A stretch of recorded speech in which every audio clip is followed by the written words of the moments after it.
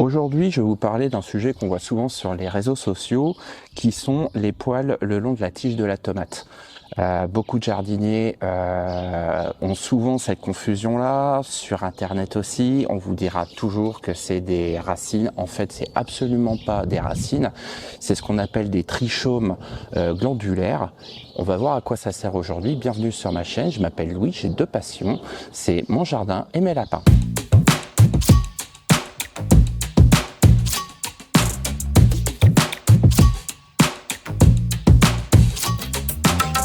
Alors les trichomes glandulaires sont absolument pas des racines. De toute façon, les racines, il faut bien comprendre sur la tomate qu'elle a deux départs possibles.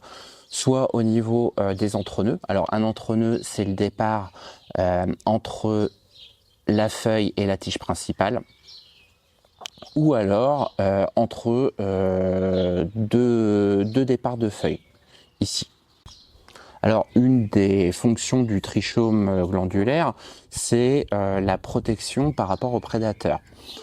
Les poils que vous avez le long de la tige de la tomate, sur la tige principale, qui va apparaître d'ailleurs sur les différentes ramifications, qu'on va appeler gourmands parfois, eh ben, c'est pour protéger des différents prédateurs, par exemple les insectes piqueurs-suceurs tels que les pucerons.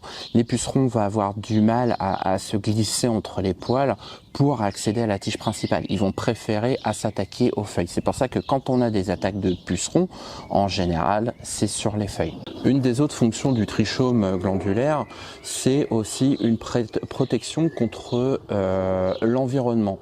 Je m'explique. Ces poils vont avoir tendance à retenir l'humidité et se protéger par rapport au vent. C'est vraiment une protection au niveau pour la tomate en fait. Si vous enlevez cette protection en fait,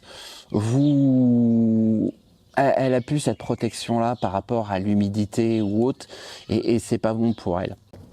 Les trichomes glandulaires, ils vont aussi émettre une substance chimique qui sent très fort la tomate, et ça a une certaine fonction. D'ailleurs, vous le sentez quand vous prenez ou quand vous baladez vos plants de tomates, ça sent la tomate. C'est comme si on était en train de manger une tomate d'ailleurs, ça sent vraiment très fort la tomate. Et ces substances chimiques, en fait, vont attirer les pollinisateurs. Mais elles servent aussi en partie à donner le goût à la tomate. C'est pour ça que ça sent très fort la tomate, c'est que ça aide justement à donner ce goût.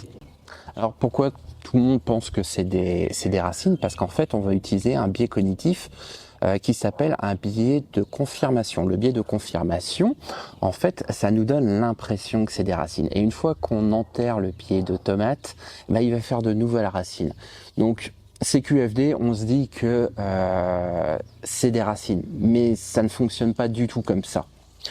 Il y a un autre biais aussi qui est le biais d'autorité. Le biais d'autorité, souvent, on va entendre dire, les anciens disent que c'est des nouvelles racines. Or, c'est pas du tout ça. D'ailleurs, est-ce que mon ancien est ton ancien et est-ce que l'ancien de mon voisin est aussi mon ancien? L'ancien, en fait, c'est tellement quelque chose de généralisé qu'en fait, ça veut tout dire et ça veut absolument rien dire. Donc voilà, j'espère que cette vidéo vous a plu. N'hésitez pas à vous abonner, à la liker et à la partager sur vos réseaux sociaux. Moi, je vous retrouve bientôt pour d'autres vidéos. J'en profite, il fait super beau et je vous dis à très bientôt.